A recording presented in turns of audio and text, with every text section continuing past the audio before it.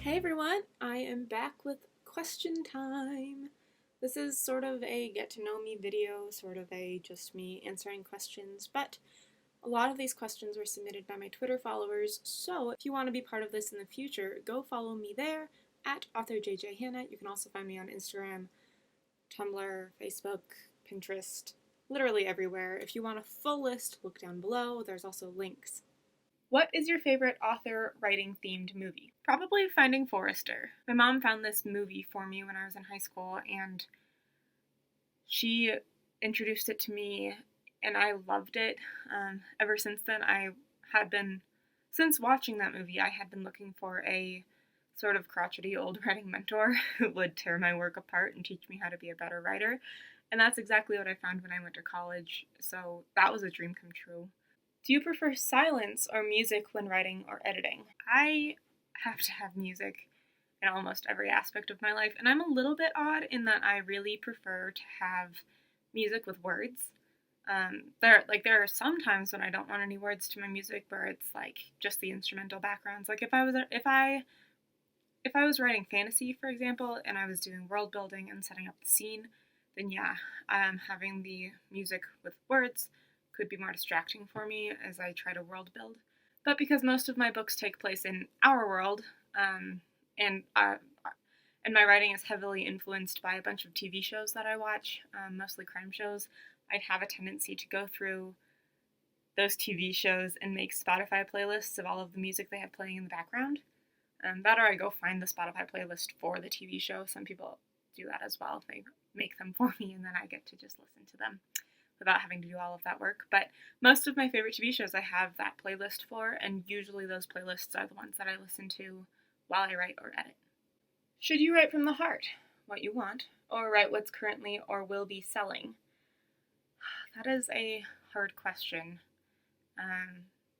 But it comes from a place of trying to figure out the market.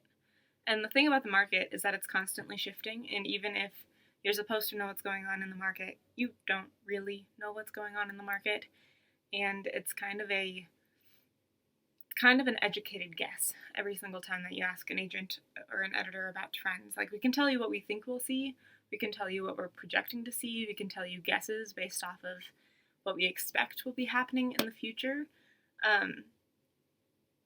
But the answer to that question is write what you want to write, and then after it's written, try to find a home for it. Trends come and go, so if you start writing for like vampires, that's all coming back right now because there's another book in the Twilight series, and that's striking up all of that paranormal romance again. And so if you started to write a vampire book right now, the chances of you finishing it, getting it through edits, getting it through critiques, getting it through edits again, and then also getting all the way through the query process while this trend is still hot and not on its tail end is so slim that it's not worth it. But the trend has and will come back again. So if you write it now, you can save it and you can shelve it and you can save it until it's time, until the trend comes back, and then you'll already have a book ready. So yes and no. Trends repeat, so if you write something that has been trending in the past, the likelihood of you writing something that will fit a future trend is pretty high. But I don't think you should write only what's trending, because then you'll always be trying to play catch up rather than getting ahead. Thanks so much for submitting those questions to me. You guys know who you are, and you're amazing, and I can't make videos like this without people like you.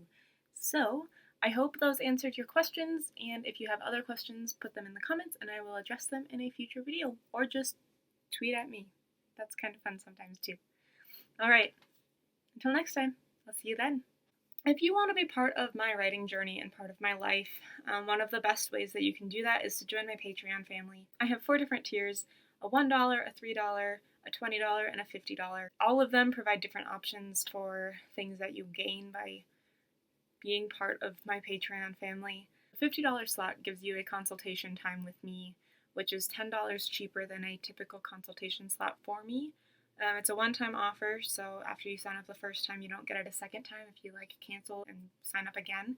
The $20 slot gives you behind-the-scenes access to my writing life and things that I'm trying to grow platforms and grammar stuff that I'm learning, and also all of the short stories that I write months before I give them out to the rest of the world.